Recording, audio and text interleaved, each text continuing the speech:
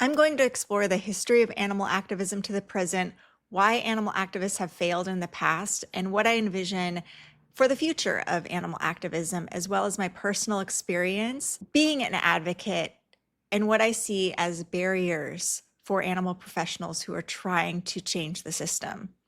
I grew up in rural Northern California. I was vice president of my 4 H club, raised goats, chickens, and have competed in a wide variety of equestrian events. This is an off the track thoroughbred that I trained up to pre St. George, and this is us winning 4th level at regional championships. Now, there are a lot of interesting things said about me on the internet. This is a meme made by the vigilant administrators of veterinary Facebook groups, and it says, "Beware, Crystal Heath has an agenda that doesn't mean anything positive for our profession. We recommend you block this person, Crystal Heath." Needless to say, discussions about animal rights are quite contentious in the veterinary profession, and in-depth discussions about it are pretty much avoided. I studied animal science at UC Davis before attending veterinary school, and we would periodically have a lecture on animal welfare versus animal rights. This slide is from a student from another school. Animal rights is always framed just like this, in such a way that make you leave feeling like these are two diametrically opposed opinions. You were either on one side or the other. You couldn't be both. And animal rights, in fact, harmed animal welfare. And animal rights activists are violent extremists who spread lies and are going to take away our food, our dogs, and our horses. But what if there was another way to look at it? Most think of animal rights and vegans as a relatively contemporary phenomenon brought about by a bunch of uninformed city folk. But who were the first animal rights activists? Now, I'm not saying prehistoric humans were, but archaeologist Stephen Mithin found that humans evolved the ability to empathize with other animals more than 100,000 years ago. This belief stems from the cave art depictions that demonstrate awareness of animal forms, behaviors, and movements, as well as complex hunting strategies, which show that early humans could anticipate animal behaviors. And we know from fossil records, many prehistoric humans cared for their disabled members. Perhaps that care extended to other species as well. In the end, we became strategic killers, but we were killers with emotional baggage. Humans aren't unique in this ability to empathize with other animals. Mice grimace when their friends are in pain, rats work to free trapped cage mates, and hens become distressed at their chicks' discomfort. Our ability to use our empathy to remedy suffering is unparalleled. We can fix bodies using surgery, relieve pain using medications, and stop infections with antibiotics, abilities that set us apart from the rest of the animal kingdom. But our ability to inflict suffering upon large numbers of other species is also unparalleled. Cultures and religions throughout the world have long embraced compassion for other animals. Jainism, Hinduism, Buddhism teach ahimsa, or non-injury, the ethical principle of not causing harm to other living beings. The earliest reference to nonviolence against other animals was around 1500 BCE. But even in the West, the animal rights movement is nothing new.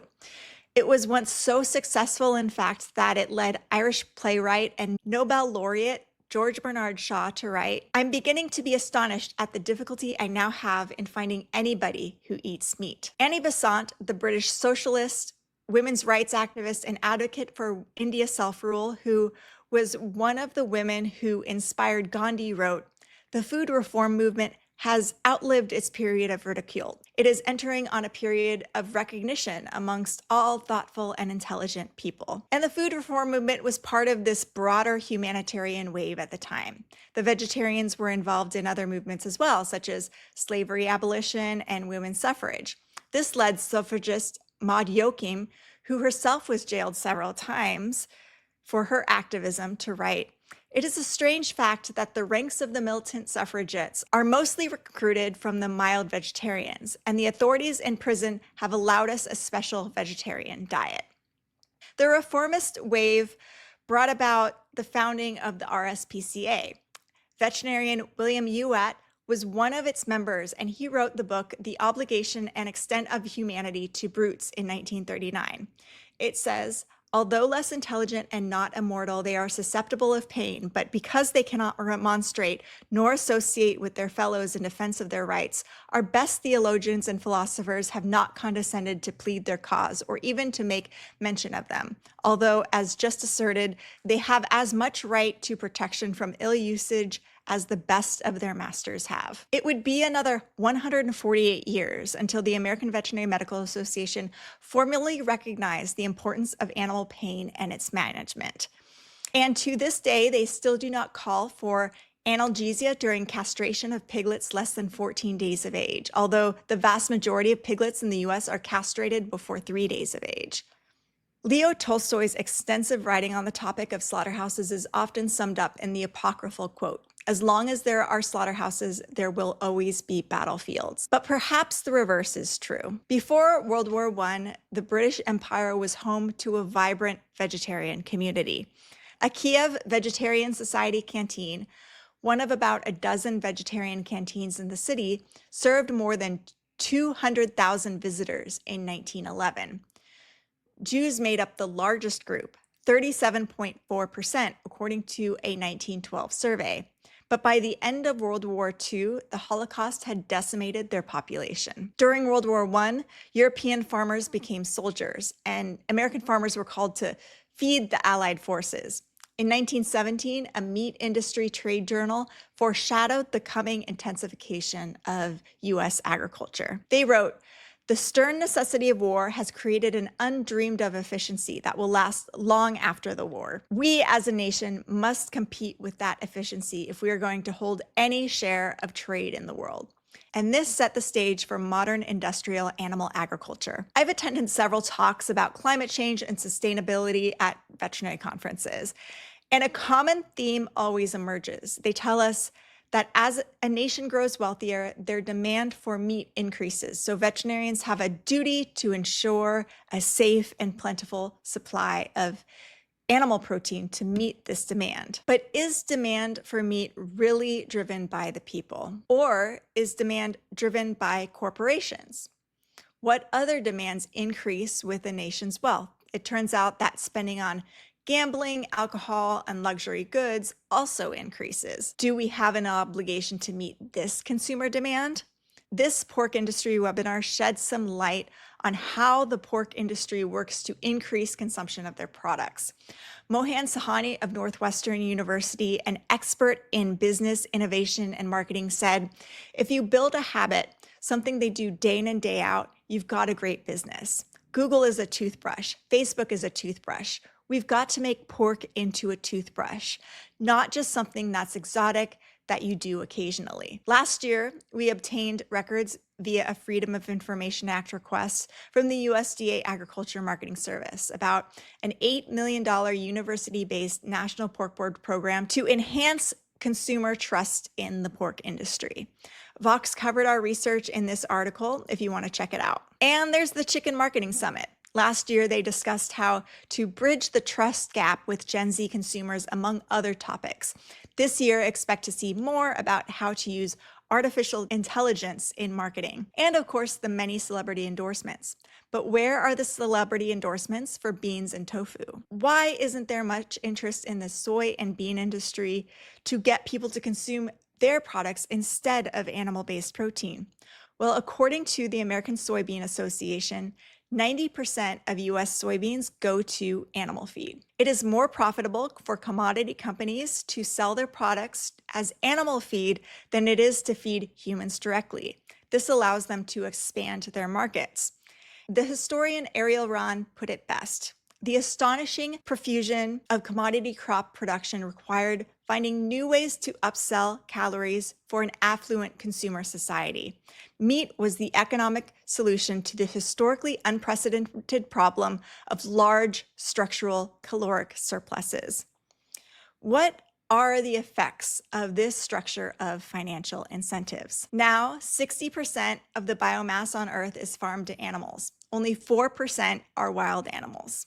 Of birds, 70% are farmed poultry. Only 30% are wild birds. We have lost 83% of our wild mammals and 50% of our plant species. In the 1500s, we had 30 to 60 million bison roaming the North American plains. After they were killed off by European settlers, their numbers dropped to 325. Today, there are 500,000 bison and 87.2 million domestic cows in the US. But some say cows are the solution to climate change. Frank Mitloehner points out in his talk that the conversion of biogas to RNG is considered the most negative fuel type there is, and the state incentivizes it like nothing else. $200 per ton of CO2e. The dairies who do that make more money through those so-called low carbon fuel standard credits than they make with their milk checks. So we saw this growth of these large dairies that received grants from the California Department of Food and Agriculture to put in these dairy digesters to capture methane. These dairies are situated in what used to be Tulare Lake or Lake Pahashi, home of the Tachi-Yucca tribe. The Tachi were the largest tribe in California. Lake Pahashi was the largest freshwater lake west of the Mississippi. Historically, it was 512,000 acres or 800 square miles, twice the size of Lake Tahoe. But agriculture diverted the water and decimated the food supply for the Tachi and wild animals. In 2023, flooding returned water to the lake, and the effects were devastating. This is an aerial shot of the flooding. It caused an estimated $20 billion in losses for dairy, California's #1 agriculture industry. And this area was also the epicenter of the H5N1 outbreak in California dairies this year. Other bodies of water are also being affected by our current methods of protein production. The Colorado River is in peril. 79% of it goes to agriculture, but the vast majority of that agriculture is livestock feed. We have more corn and soy acreage to water now in order to feed the growing numbers of animals used in animal-based protein production. But who is really taking away our food choices? Is it vegans or animal-based protein producers?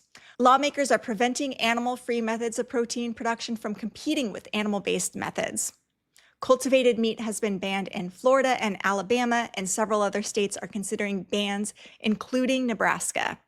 Nebraska Governor Jim Pillen is a veterinarian and a hog producer and has received millions in subsidies for his hog operation. We can now make cow's milk without cows using precision fermentation. Why not incentivize this method of protein production? This is a method in which bacteria produces the whey protein, and this is the same method used to make insulin. According to some estimates, by using precision fermentation, we can produce enough protein to feed the world on an area the size of London. 19 out of 20 Americans were found not to consume the recommended amount of fiber each day. High fiber consumers have reduced incidence of colorectal cancer, breast cancer, stroke, esophageal cancer, cardiovascular disease, type 2 diabetes, and lower risk of mortality from cancer and heart disease, as well as all-cause mortality. And I'm just bringing this up because pork veterinarians include the human nutrition benefits of pork consumption in their talks, but don't ever talk about how pork is deficient in fiber, which is the nutrient most Americans are lacking. Is there anyone pushing back against the power, growth, and expansion of modern industrial animal agriculture? Well, in 1970, the animal rights movement was reconstituted with the publication of Peter Singer's renowned book, Animal Liberation. But instead of focusing on the production side of things, they focused primarily on consumer demand, which was not a very strategic framing. It became easy for those in power to dismiss criticism of the industry as vegans trying to take away our food choices. And this framing by activists entrenched the product status of animals and made our ongoing denial of animal rights a consumer choice issue. Corporate interests love it when things are a consumer choice issue, and they want to keep it that way. For example, with fossil fuel emission standards, fossil fuel companies say, don't regulate us. If the consumers cared about the issue, they would buy more fuel-efficient cars. It took us putting fuel efficiency standards in place to change that. The industry understood what activists did not, that their profits should not be left to the whims of consumer demand. Today, animal-based protein production is highly subsidized, from feed crop insurance to grants to build more slaughterhouses to the National School Lunch Program. This 2015 study prepared for the Dairy Farmers of Canada explains how 73% of dairy revenue in the US comes from some form of subsidy. PETA is a lightning rod for criticism of animal rights activists. But the animal rights movement is not a monolith. PETA does not represent the perspectives of all animal rights activists. But before disparaging PETA, we have to remember that many of our colleagues work for PETA and have made great strides in advancing animal protection through their work. They've gotten many companies to stop testing on animals, stop using fur, and influenced many industry practices worldwide. PETA successfully got Budweiser to stop docking their horses' tails.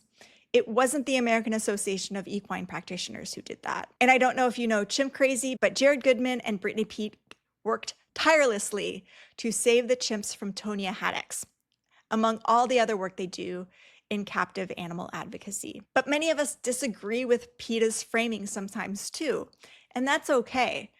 Recently, Ashley Byrne of PETA was on the Sean Hannity show, and the interview quickly devolved.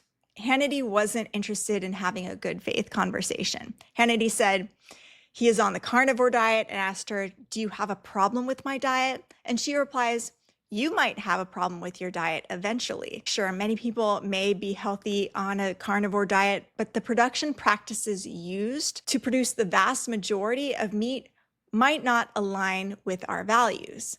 She says, I think if people could see the way animals suffer in slaughterhouses, they would never eat a burger again.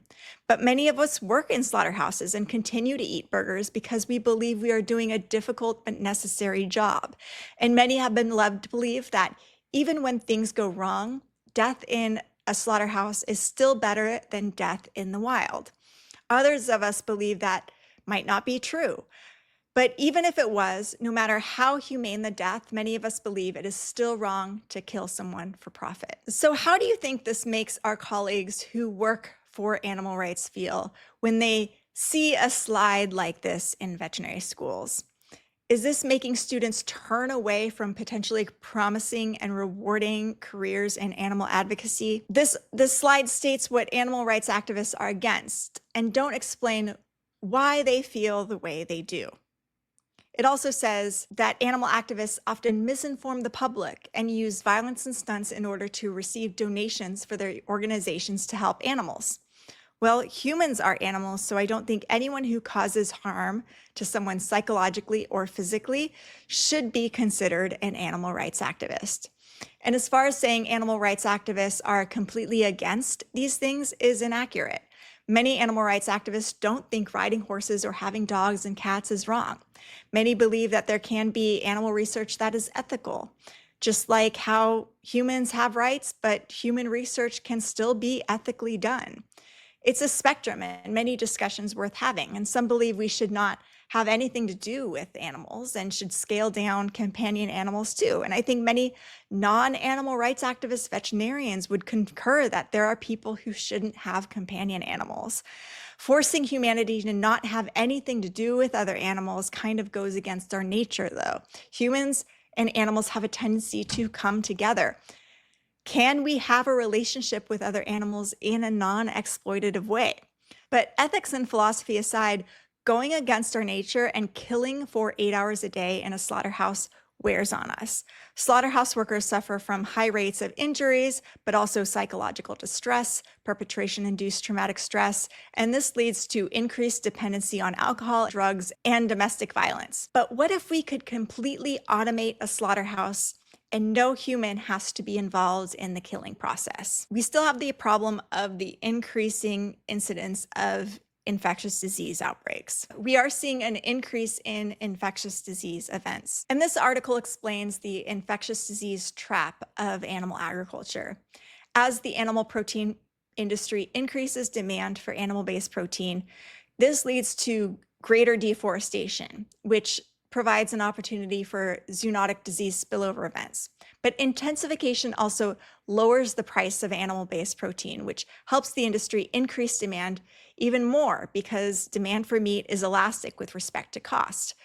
But even forest conservation can lead to increased intensification. And modern intensive animal protein production facilities also provide the perfect opportunity for viruses like avian influenza to mutate and jump species. So while you may like the carnivore diet, it can perpetuate this problem. And this study found that a shift away from animal-based protein production would save us $7.3 trillion in production-related health burdens and ecosystem degradation. Recent work out of the Harvard Chan School of Public Health, led by Dr. Aaron Bernstein, shows that by addressing the cause of infectious disease outbreaks, we can not only save billions of dollars, but lives as well. They say high-density livestock operations can serve as an opportune environment for spillover from wild animals onto livestock or as incubators for pandemic influenza strains.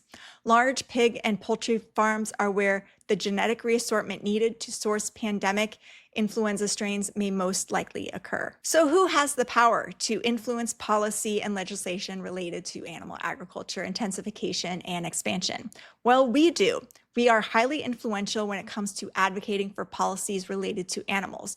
We are the trusted experts. We give the industry the social license to operate. But are those advocating on our behalf representative of the beliefs of most veterinarians, or are they representing corporate interests? This is a chart I received via FOIA request from the Pork Board. This shows the current state of corporate consolidation in the pork industry. The vast majority of pork processing is done by just 4 companies: Smithfield, JBS, Tyson, and Seaboard Triumph. Can veterinarians speak out against and criticize the practices used by these big 4? Well, it seems the AVMA isn't one to push back against these big 4. Last year, the AVMA wrote a letter supporting specifically Section 12007 of the Farm Bill, which would overturn Prop 12. And if you aren't aware, Prop 12 is a bill passed by 63% of California voters, which demanded that certain pork sold in California must come from pigs whose mothers were kept in pens with at least 24 square feet of space, which would take them out of gestation crates. Does this align with the majority of veterinarians? According to a survey performed by Farm Sanctuary in 2004, sent to 70,000 veterinarians, of which 1,200 completed and returned the survey, the vast majority, 72%, found that gestation crates were very objectionable. And the AVMA has a long track record of siding with mainstream corporate practices, even when the vast majority of veterinarians oppose those practices. In 2002, for the 4th time, the AVMA rejected a resolution presented. And in 2002, for the 4th time, the AVMA rejected a resolution presented by the Association of Veterinarians for Animal Rights that called for a position against forced molting by food deprivation. But the vast majority of veterinarians were against forced molting. And this is a picture from 1992 of United Poultry Concerns protesting the AVMA's policy. The AVMA ended up adopting the resolution on induced molting submitted by the Association of Avian Pathologists and the Association of Avian Veterinarians rather than the resolution submitted by AVAR. The new position allows for reduced light, restricting the diet, but not withholding water. They recommended intermittent feeding or low-density diets rather than complete food restriction. So while AVAR did not get its way, it inspired some change. And that brings us to ventilation shutdown. In 2020, footage was released by activists of pigs being exterminated using ventilation shutdown plus during the COVID-19 induced slaughterhouse bottleneck. Jen Sorensen, who was the spokesperson for Iowa Select Farms, assuaged public outrage by assuring the public that veterinarians and production well-being professionals are overseeing the process to ensure accordance with the American Association of Swine Veterinarians and the American Veterinary Medical Association. Many of us were outraged that our profession was being used to lend legitimacy to this practice, so we founded Veterinarians Against Ventilation Shutdown, and now more than 2,000 veterinarians have signed on. How did ventilation shutdown come to be legitimized in the first place? It was a $100,000 industry-funded grant given to the North Carolina State University Prestige Department of Poultry Science, which got its name from Prestige Farms because they gave a big donation to that department that was then used to legitimize VSD going into the guidelines. And then when depopulation methods are used, producers received bailouts for their losses in the form of USDA indemnity payments. So it's basically industry-funded data being used at an industry-funded university to get the methods into the guidelines so that the industry can then pay itself back. How much money are we talking about? We collected data on the top bailout recipients. The payment data is publicly available from usaspending.gov, and we received the depopulation methods used at each depopulation through Freedom of Information Act requests of USDA APHIS.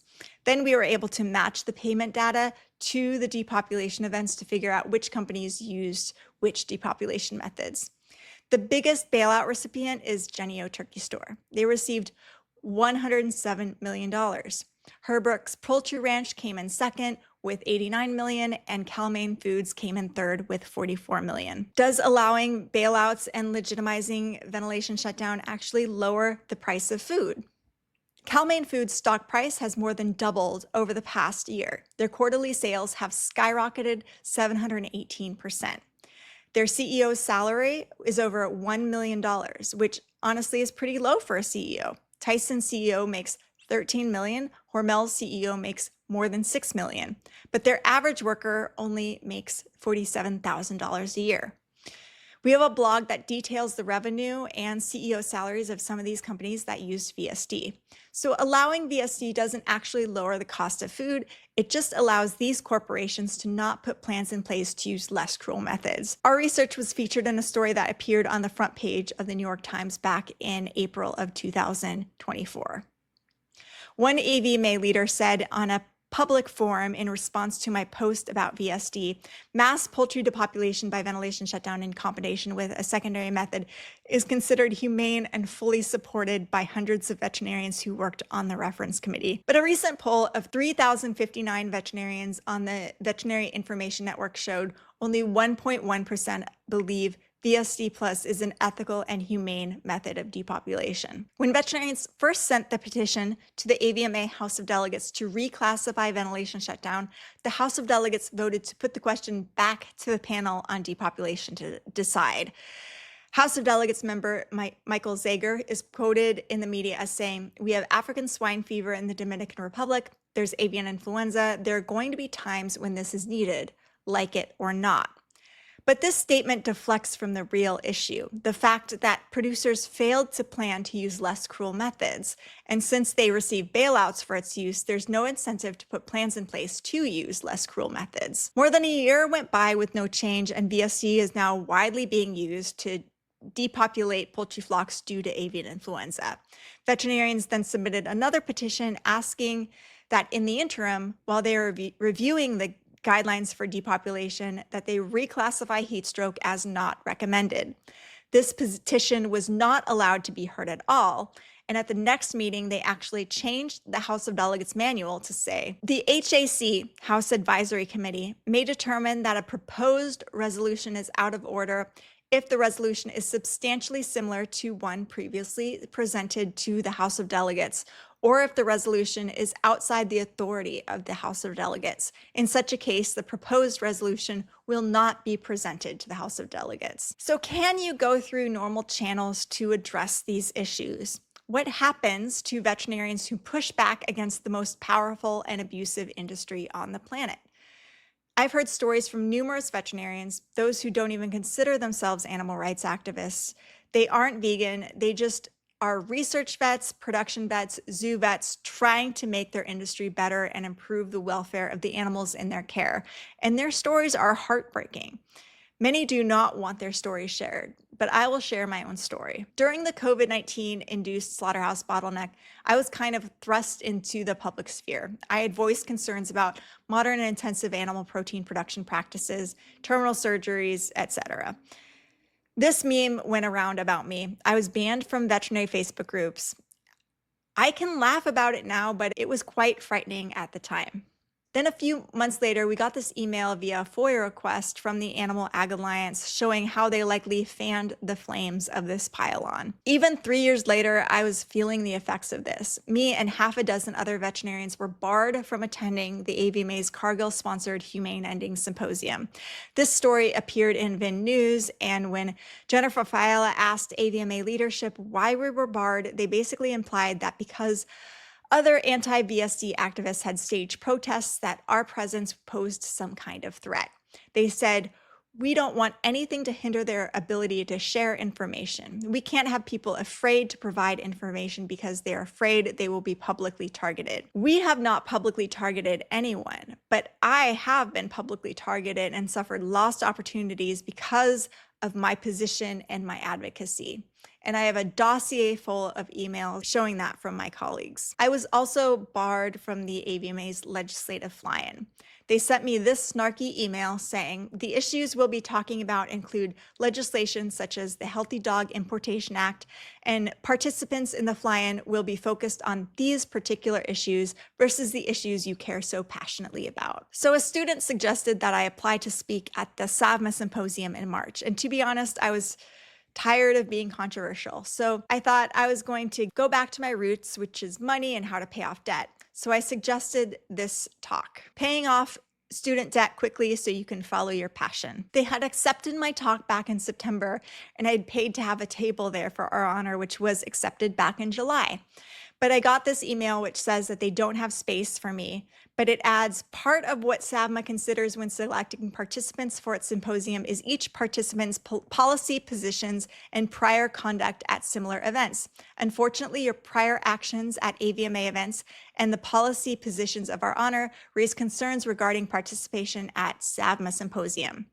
When I asked them to clarify what they meant by policies, activities, and conduct, they replied by saying, "The feedback received, including your activities at other AVMA events, which you are already aware of, supported the decision to decline your participation in SAVMA Symposium 2025. This decision has been made and will not be subject to further discussion."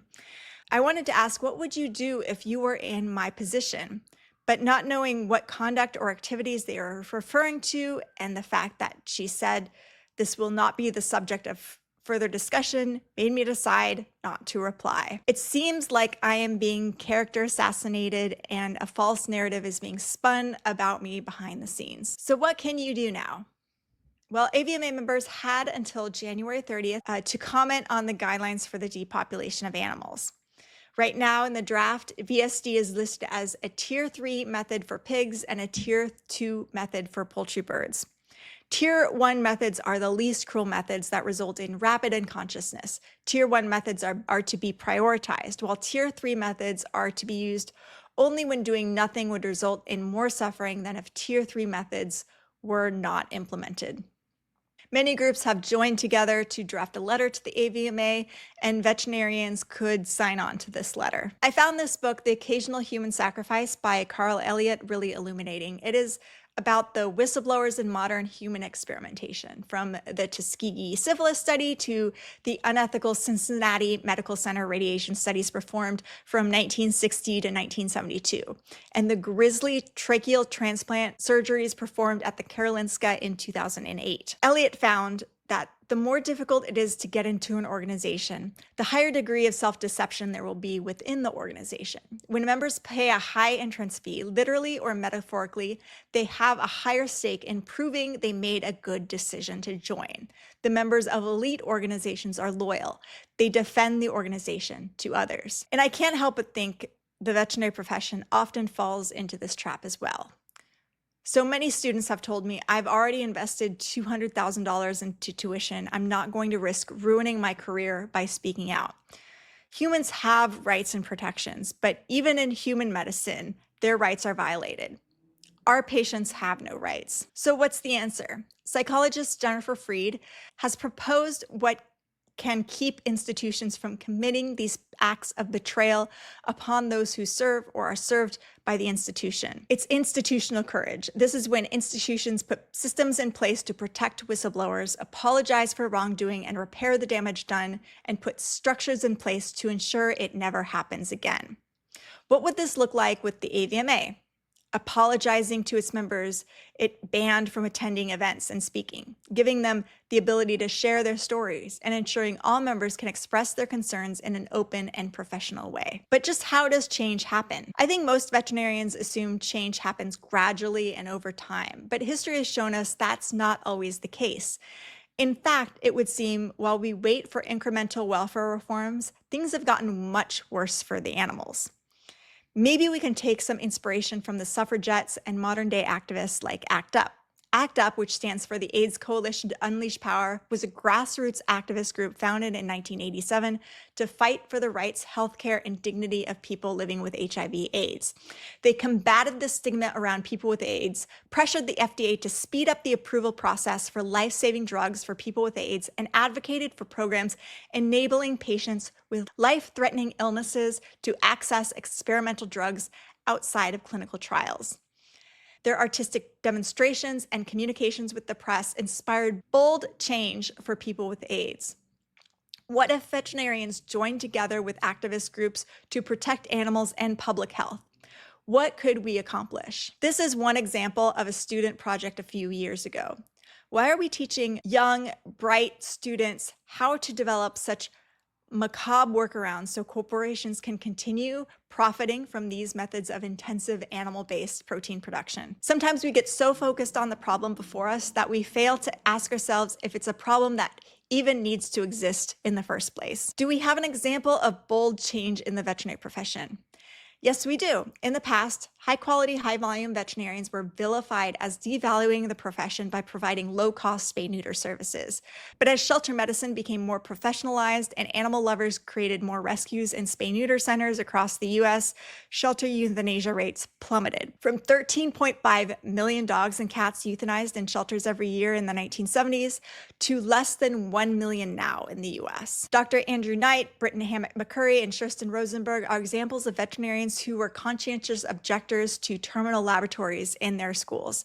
They implemented more ethical methods that prioritized the use of models, willed bodies, and access to care, in which students learned procedures on animals who need it under the guidance of experienced surgeons. Sadly, to this day, most veterinary schools still use terminal procedures, but human medical students no longer practice on animals in medical schools in the US, although some residents still do. Hopefully, veterinary schools will follow human medical schools in advancing more ethical teaching practices.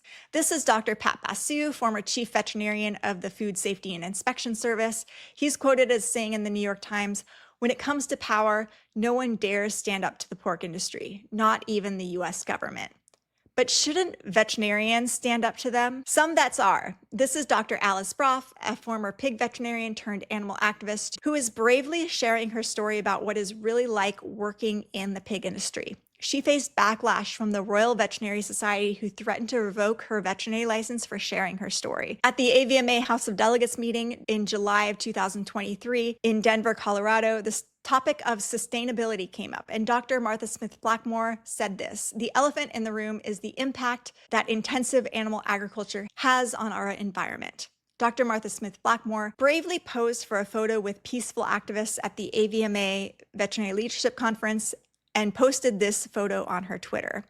Maybe more vets will join her in the future. This is the historic model of the veterinary profession, with the man at the top and women and other animals ranked below in order of our moral concern for them. But really, corporations should be listed at the top. But One Health teaches us that all life is interconnected. If we do something that harms one species, all of us suffer. Should the veterinary profession see to it that the interests of all species are protected? How do we push back against corporate interests? We should start to question authority. Let's empower and support our colleagues who are working for change and stop bullying and retaliation, even when we disagree with those being bullied. The AVMA still has a lot of power, so I think we should all stay members, stay active, join committees, and be a voice for change. We shouldn't be afraid to speak to the media. The media loves to speak to vets and is craving diverse perspectives. The AVMA and the industry want consistent messaging around depopulation. Let's challenge people to make up their own minds and not allow those in power to speak for us. If you want to dive deeper into this, check out my recent article in Vox, where I cover a lot of the information I spoke about here today, as well as my theory of change. And check out this I co-authored with Jean Bauer of Farm Sanctuary about avian influenza. To see our recent news, go to ouronor.org/press. We had 87 press hits last year alone. And feel free to reach out if you have any questions. I'm happy to answer any questions here as well.